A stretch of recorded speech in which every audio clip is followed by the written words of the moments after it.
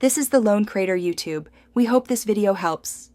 You start by confirming essential safety and data systems so you can run a meaningful crash test immediately. Secure the vehicle to test rigs, install dummies and sensors, and open data loggers. Make sure cameras are positioned for clear impact views. Once done, program the crash pulse and set the target speed and barrier alignment. You monitor telemetry as you arm the system. This first stage prevents wasted runs and ensures every sensor channel and camera will capture usable data.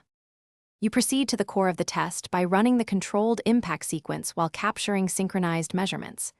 Before release, recheck dummy alignment and sensor zeros, then start recordings and initiate the mechanism. During collision, accelerometers, load cells, and high-speed video record deformation, intrusion, and occupant kinematics. Once the run completes, secure the scene and preserve raw files. Make sure to label each file with test, ID, and timestamp immediately.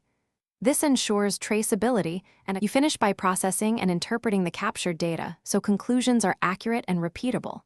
First, download and backup raw files, then time-sync video with sensor logs and apply calibration factors to convert volts to physical units. Next, compute delta V, peak accelerations, intrusion measurements, and dummy injury metrics like HIC, correlate those with visible buckling and restraint performance. Finally, document findings, tag damaged components, and tidy the test area. If data gaps appear, rerun targeted sensors or repeat a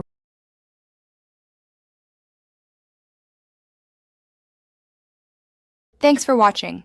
Consider subscribing if we helped you.